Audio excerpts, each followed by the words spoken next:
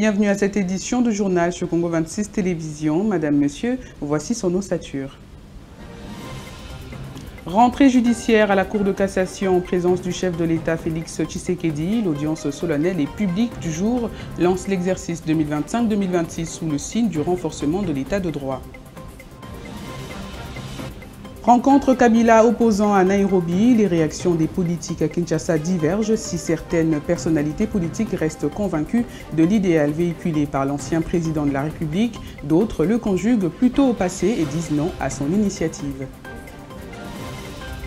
Et puis, installation des points de change à Kinshasa, une improvisation ratée selon Bernadette Tchungu, entrepreneur et analyste politique de son État. Elle l'a déclaré sur les antennes de la chaîne de l'Unité nationale. C'est tout pour les titres, place au développement. La cérémonie solennelle et publique marquant la rentrée judiciaire 2025-2026 à la Cour de cassation s'est déroulée ce mercredi 15 octobre 2025 en la salle de congrès du Palais du Peuple, en présence du président de la République, Félix Tshisekedi. Cette initiative officielle lance l'exercice 2025-2026 sous le signe du renforcement de l'État de droit. Elle a connu également la participation de plusieurs autorités judiciaires, politiques et diplomatiques venues écouter les différentes orientations de cette haute juridiction judiciaire de la République démocratique du Congo. La réunion politique organisée à Nairobi sous l'égide de Joseph Kabila suscite une vague de réactions au sein de la classe politique congolaise, reçue dans le cadre d'une tranche politique diffusée sur Congo 26 Télévision, un cadre du FCC appuyant l'initiative de l'ancien président de la République, Joseph Kabila, de rassembler les figures de l'ancienne majorité présidentielle a été vite recadré par un autre cadre d'un parti de l'Union sacrée de la nation. Suivez-le dans cet extrait choisi par Tonine Zolamiso. Kenya est allié malamu pour la République démocratique du Congo. Kenya est allié à Mabé parce qu'il ne faut pas oublier tant on a la sortie officielle à AFC Naye et c'est les machines à Kenya. Kenya aujourd'hui fait partie des pays où il y a ennemi à développement et et voir aujourd'hui les personnes qui se disent opposants tout autour de Joseph Kabila, un ancien président, je me pose la question, bateau basangani tout autour il y a Kabila. Avant Kabila a pouvoir, bateau Kabila à Nyokola. Posons-nous la question d'aujourd'hui, comment Kabila peut se retrouver à Goma? Sur quel mécanisme? Est-ce que Goma? C'est une question cruciale où il faut Tomituna. Aujourd'hui, si vous posez la question à Jean-Claude Vemba, qu'est-ce qu'il reproche à Félix Tshisekedi sur sa gestion à Koïbiso et le Romoroté? Pourquoi Réunion Salemi à Libanda? C'est ça la question majeure des Angwana. Ce qui est là au Congo, Réunion comme ça la Libanda.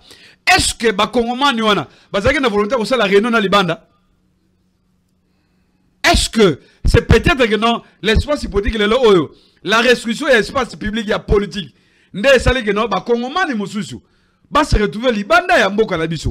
Magama bitali ba condamnation wana, c'était pas une condamnation disons légale.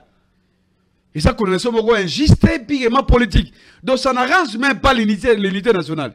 Si le même gouvernement est capable de signer un accord dans les rebelles, mais pourquoi pas avec les autres? Merci. Voilà pourquoi nous avons insisté que non, pour nous, la priorité d'abord, il faut que non, face à la crise politique, sécuritaire et sociale, il faut un véritable dialogue.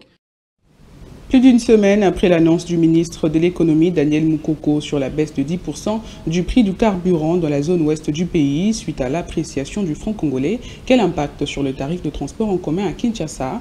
Réponse dans ce reportage de Donel Mbouyi et Célestin Kalombo. Malgré la baisse du prix du litre à la pompe, telle que décidée par le gouvernement de la République, le retombée positive demeure loin d'être ressentie dans le secteur des transports en commun, à Kinshasa principalement. Ceci, malgré la chute du dollar américain sur le marché d'échange. Appelés à donner de la voix, certains conducteurs font noter que la modification de la grille tarifaire des transports en commun ne tient pas compte seulement du prix du carburant, mais de plusieurs enjeux, entre autres. La réalité, il y a beaucoup de réalités, des embouteillages, l'état de nos routes, mais à cette allure, nous allons revoir nos tarifs. Présentement, des goûts jusqu'à Kingasani à Souka, c'est à 2000 francs. Le prix du transport en commun devrait suivre la même courbe que le prix des biens et services pour équilibrer le social de la population. Avant, on achetait, quand on a $10, à 28 500, on pouvait s'octroyer 9 litres. Mais aujourd'hui, quand on a $10, on a 7 litres. Et si bien que, même si on pensait que le carburant a baissé, le prix des transports ne baissera pas. Parce que le chauffeur qui achetait 10 litres, à 9 litres à 28 500, aujourd'hui il a 7 litres. À 26 900, bien que c'est baissé, je crois que ça ne baissera pas. Donc on est inquiet, on se demande que les produits devaient suivre cette courbe-là, mais les produits ne suivent pas. Ça a suivi un tout petit peu, ça soulageait, mais curieusement, et on ne sait pas aujourd'hui, j'ai vu là-bas à 20, hier c'est à 17, bon, on se demande c'est quelle politique. Nous demandons au gouvernement d'essayer un peu de réglementer ce secteur, surtout pour les cambistes. Parce que on ne sait pas, parce que les cambistes, ils sont à 20, 17, 18, mais quand vous remarquez au niveau de la banque, on dit que c'est à 23. Mais quand vous avez votre $10, on ne donne pas à 23, on vous donne à 20, à 17, à 18. Donc que le gouvernement puisse nous aider à réglementer ce secteur-là. Face à cette situation, les mesures salvatrices sont attendues des autorités pour redonner espoir aux Congolais. Vous le savez, le franc congolais s'apprécie depuis quelques jours en RDC, mais sur le marché de change parallèle, on assiste à des scènes déplaisantes. 2500, 2300, 1900, 1800, voire même 1750 francs congolais pour $1 dans plusieurs bureaux de change parallèles à Kinshasa. Cette situation impacte négativement la vie sociale de la population qui ne sait à quel sein se vouer. Trésor Corneille Tambi a fait le constat ce lundi. Rien au monde ne saurait expliquer les différents taux affichés dans le bureau d'échange à Kinshasa. Depuis la soirée du samedi dernier à ce lundi 13 octobre, des spéculations vont bon train autour du taux d'échange réel dans la capitale congolaise. Le matin, c'est 1850 pour $1. La journée, le même tableau affiche 1800 francs congolais, voire même 1700 ou 1650 francs congolais dans la soirée. À ne pas oublier la catégorie des cambistes qui ne souhaitent pas carrément afficher le taux du jour. Le spectacle laisse à désirer. Depuis que le gouverneur de la banque a communiqué de ce que nous devons faire avec les dollars américains, il n'a pas encore fixé le taux normal. Ce qui fait que dans les différents coins, chacun va changer selon ce qu'il pense mieux pour lui et au profit de ses intérêts. S'il y a cette baisse, c'est vraiment une bonne nouvelle que tout le monde a apprécié. La difficulté maintenant sur le terrain, sur le marché, c'est seulement parce que chacun a son taux. Et c'est comme si on est en train de rançonner le petit peuple. Cependant, cette appréciation jugée excessive du franc congolais ne laisse malheureusement pas de retombées positives en termes de baisse de prix de première consommation, déplorent ces citoyens. Les abonnés on a tout changé, on a effacé 16 500. Alors, tout le monde 18 000, on a tout le monde 17 500, donc tout les autres banatés. Maintenant, tout le monde qui n'a pas reçu un billet, tout le monde a l'écolo. Et si on a reçu un billet à $10, tout le monde a reçu un billet $10 au maximum l'écolo. On ne comprend rien. Les taux de l'or, c'est combien? Les transports n'ont pas baissé. Tout est toujours à la normale de 29. Pour ce Quinois, le gouverneur de la Banque centrale du Congo devrait régulièrement communiquer sur les différentes fluctuations du taux d'échange. Pour moi, normalement, il fallait que les gouverneurs de la Banque centrale puissent communiquer à la population congolaise quel est le taux officiel qu'ils nous ont fixé au niveau de la Banque centrale. À ce moment-là, chacun de nous doit savoir comment gérer sa situation. Cherchant à relever plusieurs défis auxquels elle fait face, la population de Kinshasa fonde son espoir sur une intervention et une communication permanente et urgente des autorités compétentes afin de barrer la route à toute initiative, loin de concourir à son bien-être. Situation confuse du taux de change à Kinshasa, celui de 2300 francs congolais, le dollar américain fixé par la Banque centrale du Congo lundi ne semble pas donner les résultats escomptés sur le terrain.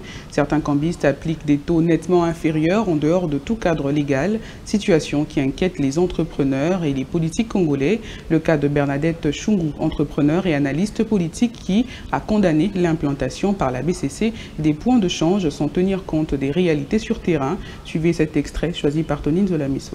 Vous voyez, ça me fait sourire parce que le point d'échange là, il faut déjà arriver.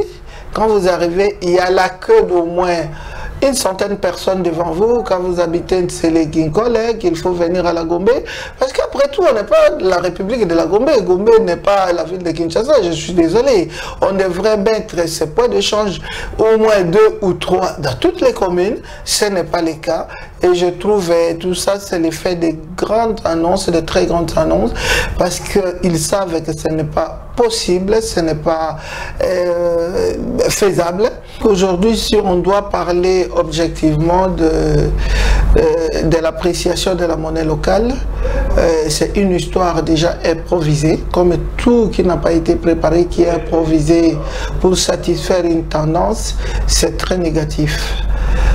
Pourquoi je dis que c'est négatif? Je peux vous donner un exemple aujourd'hui, la baguette de pain.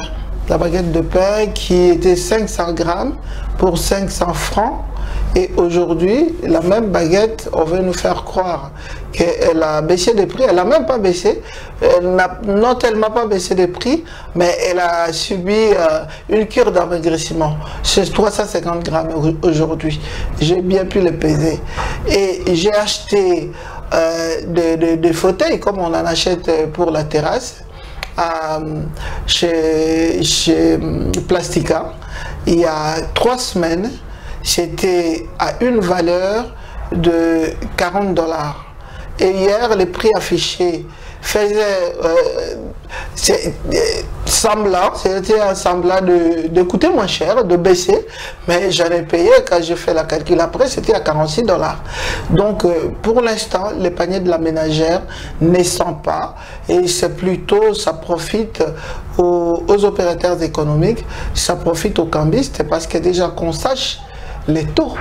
Parce qu'aujourd'hui, la Banque centrale nous dit 23 500.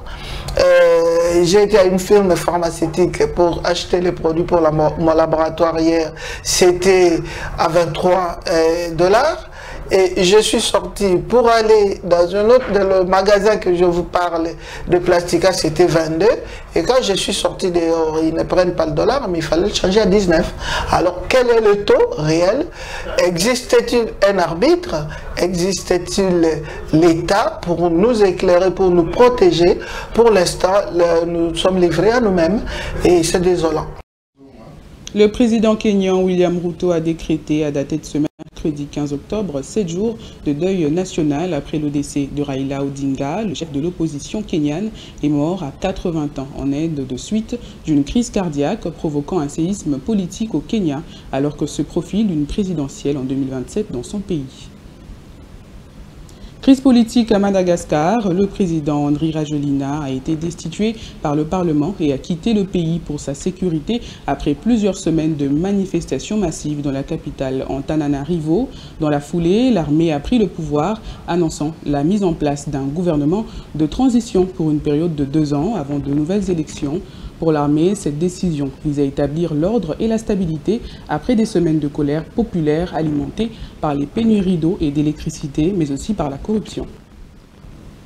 9e journée des éliminatoires de la Coupe du Monde 2026. Grâce à une victoire décisive face au Soudan, les Léopards de la RDC franchissent une étape cruciale dans la course au plus important rendez-vous du football mondial. Cette qualification pour le tournoi des barrages ravive l'espoir d'un retour historique à la plus prestigieuse compétition de football, plus de 50 ans après. Enis Kipembe pour les détails. Une faute n'a été signalée. Après une phase des éliminatoires mouvementées, les Léopards de la République démocratique du Congo ont décroché leur place parmi les 4 meilleures nations africaines, toujours en lice pour l'étape des barrages. Aux côtés du Nigeria, du Cameroun et du Gabon, la RDC garde plus que jamais son rêve de la Coupe du Monde édition 2026. Prochaine étape, un choc à haut risque face aux Lions indomptables du Cameroun prévu le 13 novembre prochain au Maroc. Une rencontre qui s'annonce électrique entre deux géants du football africain, déterminés chacun à défendre leurs couleurs jusqu'au bout.